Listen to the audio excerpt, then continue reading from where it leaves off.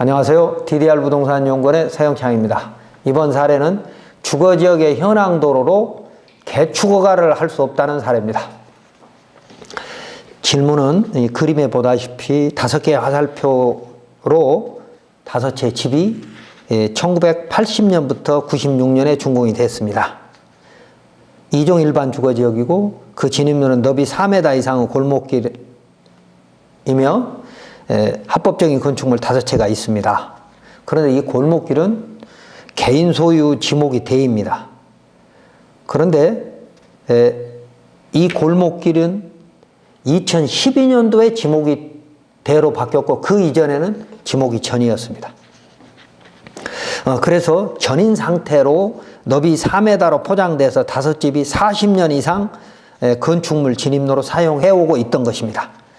그런데 1980년에 준공된 건축물을 이제 개축하려고 하니 허가과에서는 몇 달 동안 건축법 도로가 아니니 사용승낙이 있어도 그 골목길 소유자의 사용승낙이 있어도 현 상태로는 건축허가가 안 된다고 하고 있습니다.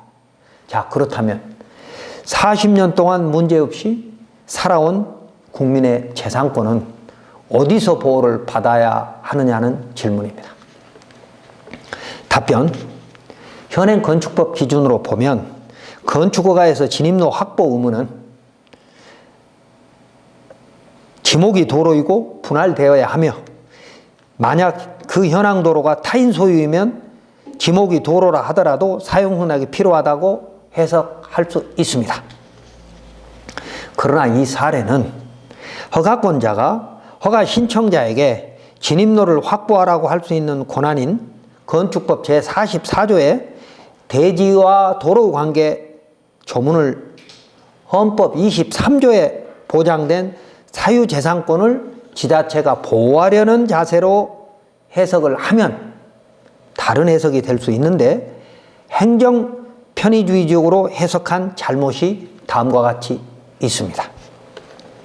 자, 지자체 허가과가 잘못 해석한 내용 보도록 하겠습니다. 첫 번째, 도시지역의 접도 의무는 1934년 조선시가지 계획령부터 있었는데 이때부터 1976년까지 너비 4m 이상의 도로는 모두 건축법 도로로 인정되어서 그 현황 도로가 사유라 하더라도 배타적 사용권이 제한된 건축법 도로라고 판단하고 있습니다.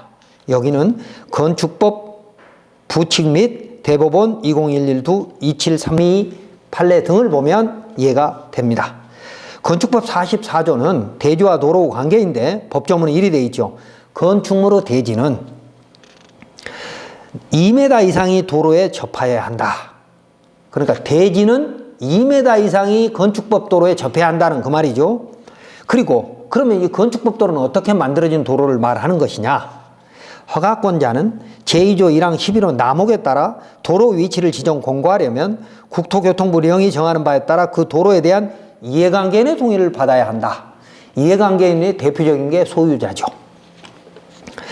자, 그런데 76년 2월 1일부터는 너비 4m 이상의 현황 도로가 건축법 도로가 되려면 사용승낙을 받아서 허가권자가 건축허가 시 건축법 도로로 지정해야만 배타적 사용권이 제한된 것으로 건축법이 개정, 강화되면서 현행과 같은 건축법 지정도로 개념이 정립된 것입니다. 그러니까 76년 2월 1일 전에는 너비 4m 이상의 도로는 모두 건축법 도로이었고 76년 2월 1일부터는 너비 4m 이상의 현황 도로라 하더라도 허가권자가 건축법 도로로 지정하지 않으면 사용락이 필요한 도로다 그 말이었습니다. 자, 그래서 이 도로는 80년부터 96년 사이에 5채 건축허가가 합법적으로 났기 때문에 이것은 사용승낙이 필요 없는 도로로 봐야 한다는 겁니다. 다음에 이제 두 번째, 건축법 44조에 대지와 도로 관계라고 하는 그 도로, 그러니까 대지는 2m 이상이 도로에 접해야 한다는 그 도로는 건축법 2조 1항 11호 감옥의 법정도로와 남목의 지정도로 및 예정도로를 포함한 도로를 말하는 것입니다. 여기서 감옥의 법정 도로는 도시계획시설도로, 도로법도로, 사도법도로, 기타 관계법령에 따라 신설 변경에 관한 고시가 된 도로, 뭐 주로 농어촌도로 정비법에 의한 농어촌도로 등이죠. 남호구 지정도로는 허가권자가 건축허가를 함과 동시에 그 진입통로를 건축법도로로 지정하는 도로를 말합니다. 그러므로 1980년부터 96년 사이에 5채의 건축허가를 하면서 허가권자가 현황도로 소유자의 사용승낙을 요구하지 않았다면, 그러니까 사용승낙을 요구했어야 된다는 겁니다. 않았다면 이 도로는 건축법 도로로 지정한 근거가 없더라도 건축법 지정 도로로 보아야 합니다. 왜냐하면 당시 건축법령에 의해서 76년 2월 1일 이후에 건축법령에 의해서는 허가권자가 건축법 도로로 지정할 의무가 있기 때문에 그 근거가 지정한 근거나 지정해서 도로관리대장에 보관하라고 하는, 이건 81년 10월 8일부터거든요. 자, 그런 현행 도로관리대장은 94년에 있었고요. 그래서 81년부터는 도로대장이라는 제도가 생겼고, 또 그 1934년부터 지정 의무가 있었고, 우리 건축법은 1962년부터 있었습니다. 자, 그렇다면 5채의 건축허가를 넣을 때 허가권자는 뭐 했냐는 거죠. 그런데 그 허가 신청자가 도로로 지정한 근거도 10년이 지나면 없다고 주장을 하고 있습니다. 허가 서류가 10년이 지나서 없다는 건 물론 보존연한이 법적으로 그렇게 돼 있으면 없을 수 있겠죠. 그러나 지하 서고에 가서 찾아서라도 이 문제는 지자체장이 해결해야 합니다. 자, 세 번째, 도시지역 내에는 1992년까지는 모든 건축물이 허가사항이었고 92년 6월 1일부터는 일정 면적 이하의 건축물은 신고사항이 되면서 이때 신고 건축물도 건축법도로 지정 의무가 허가권자에게 부여된 것입니다. 현행 건축법 2조 1항 11호와 같은 건축법 도로가, 그러니까 허가나 신고 시에 시장군수구청장이 위치를 지정 공고한 도로라고 하는 부분이 92년에는 신고까지 포함됐다 이 말입니다. 그러므로 이 현황도로 사용승낙 여부인 배타적 사용수익권, 그러니까 골목길이 타인 소유고 개인 소유인데 그 사람이 사용승낙을 했냐 안 했냐, 해줬냐 안 했냐 라고 하는 부분과 그게 없다 하더라도 배타적 사용수익권을 포기한 거냐 아니냐 이런 부분, 그러니까 포기 또는 제한에 대한 판단은 지자체장의 책임입니다. 그런데도 연약한 주민에게 그 해결을 떠미는 것은 지자체장이 어쩌면 직무유기일 수도 있습니다. 어떻게든 80년부터 96년도 사이에 허가받았던 건축물 관련된 서류를 전부 찾아서 그 골목길 현황도로의 배타적 사용수익권이 포기 또는 제한됐다고, 이건 대법원에서 판결하고 있는, 유권해석하고 있는 거니까요. 그 근거를 찾아내서 주민을 편안하게 해줘야 될 의무가 지자체장에게 있다는 겁니다. 자, 그러나 지자체장은 허가권자로서 그 현황도로 소유자의 재산권도 보호할 책임이 있고, 그렇잖아요. 그 도로 이용자뿐만이 아니라 현황도로 소유자의 재산권도 보호할 책임이 지자체장한테는 있으니까 있고, 또한 주민 간의 분쟁을, 그러니까 도로 소유자와 현황도로 소유자의 현황도로 이용자의 분쟁을 해결할 책임도 지자체장한테는 있으니까 지자체장의 입장을 조금 더 살펴보겠습니다. 첫 번째, 현행 건축법 44조 1항 단서 1호에 의하면 원칙은, 그러니까 접도 의무란 건축물의 대지는 2m 이상이 도로에 접해야 한다. 이건 원칙인데 예외적으로 이것도 있죠. 해당 건축물의 출입에 지장이 없다고 허가권자가 인정하는 경우에는 접도 의무가 꼭 지켜지지 않아도 된다라고 하는 건축법 예외 조항이 지금도 살아 있습니다. 그것에 해당된다라고 하면 접도 의무 없이 허가권자가 건축허가를 해줄 수 있었습니다. 80년부터 96년까지 5채 주택이 허가되면서 그 진입로는 40년 동안 변하지 않은 똑같은 통행로거든요. 를 당시 건축허가 기준에, 건축법 기준에 맞다고 사실상 통로로 보고 건축허가를 해준 것이라면, 그러니까 건축법 도로로 지정하지 않고 사실상 통로로 봐서 해당 건축물 출입에 지장이 없다라고 판단해서 해준 것이라면 지금 개축하려고 하는 대지는 지목이 되이고 이미 형질 변경이 끝나 있기 때문에 신축이 아닌 중축이 개축이므로 지금 건축법 도로 기준에 맞지 않다거나 사유지이므로 사용승낙을 요구하는 것은 실내 보호 원칙에 어긋나서 재량권의 일탈 남용이 될 수도 있습니다. 자, 두 번째 지자체장은 이곳은 2002년도에 2종 일반 주거지역으로 지정된 곳입니다. 그 이전에도 자연 취락지구 수준 이상의 마을이었을 겁니다. 주변에 밀집된 주택들이 있는 걸로 봐서. 자, 그렇다면 지자체장은 이런 마을길, 지금 현황도로인 골목길을 말합니다. 이런 마을길을 이용하는 주민들의 이용권, 이게 공익이고 기득권이거든요. 이 기득권 확보를 위해서 적극 행정을 해야 될 책무가 있습니다. 지자체장한테는.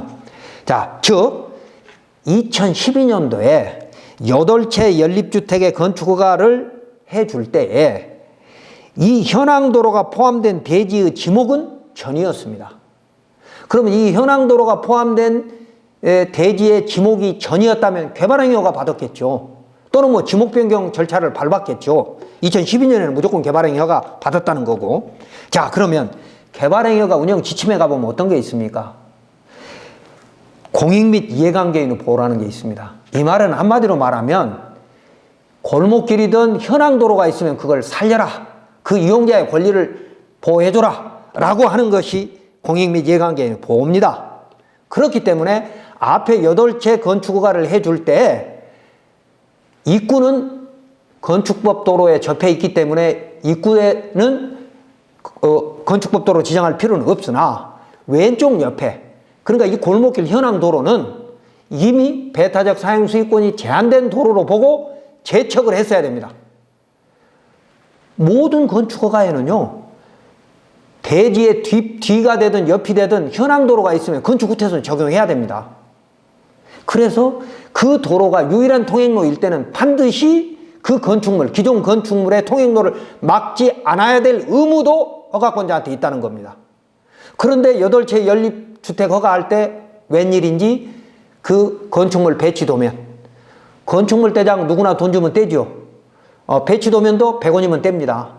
거기에 보면 앞에 8채 연립주택을 배치도면에 보면 왼쪽 그 현황도로, 그러니까 5채 주민들이 이용해왔던 현황도로를 제척한 근거가 없습니다. 그럼 이거 잘못된 허가죠. 자, 그래서 위법한 허가를 하였는데, 그래서 5채 주민의 기득권을 사실상 박탈해놓고 이제 와서 주민들한테, 개축을 하려는 주민들한테 사용승낙을 요구하는 것은 실내보호원칙에 위배된 재량권의 일탈 남용이라는 겁니다. 대법원 2017-2-74320 판례들을 보면 이해가 되실 겁니다.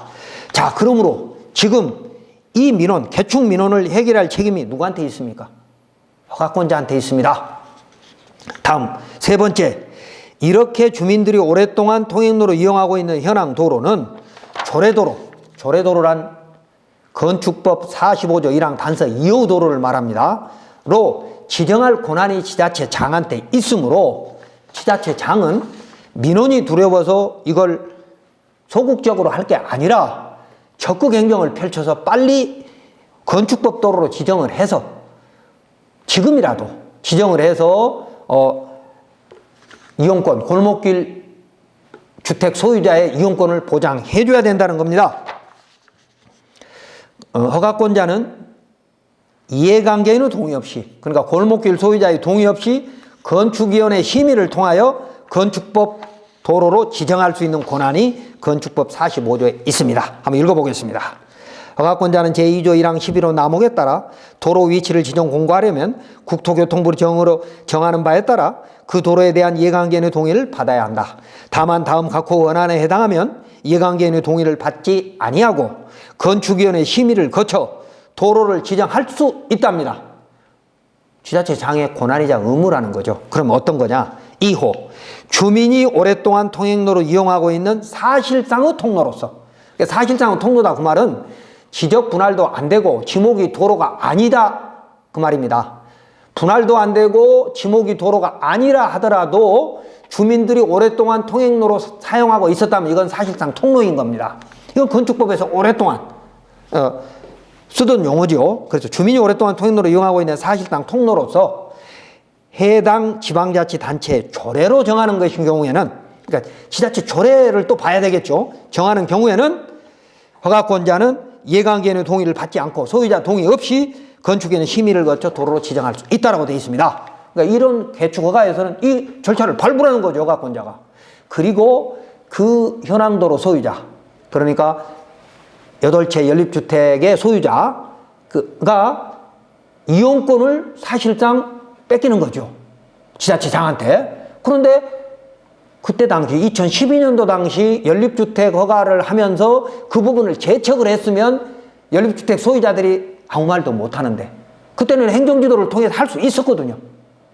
진입로는 큰 길에서부터 연립주택이 들어가지만 왼쪽 오른쪽 뒤로 이미 40년 된 현황도로가 있다 그러면 그 길이 건축법 기준에 맞으면, 부족하면 중심선에서 후퇴하라고 그래가지고 후퇴선을 만든 도면에 기록이 있어야 됩니다. 그런 배추대의 기록이 없다는 건 당시 허가를 잘못했다는 거거든요. 이 법안 허가를 한 거죠. 자, 그래서 지금이라도 조례도로를 만들어야 되니까 지자체 조례를 한번 보도록 하겠습니다. 다행히 이 지자체 건축조례에 해당하는 사항이므로 조례도로로 지정하면 될 것인데, 토지 소유자의 민원이 두려워서 망설이고 있다면 협의후 소극행정을 하고 있는 겁니다. 협의후 소극행정은 법률 위배에 가까운 수준을 협의 소극행정이라 하는 겁니다. 기타 허가권자인 지자체의 잘못을 지적할 법률적 근거가 무수히 많지만 시간 관계상 생략하겠습니다. 자, 지자체 조례 한번 보겠습니다. 제21조 도로의 지정, 법 45조 1항 단서 규정에 의해서 주민이 장기간 통행로를 이용하고 있는 사실상 도로로서 이해관계인의 동의를 얻지 아니하고 위원회의 심의를 거쳐 지정할 수 있는 도로는 다음 각호와 같다. 4. 사실상 주민이 사용하고 있는 통로로서 통로를 통하지 아니하고는 건축물의 접근이 불가능한 도로.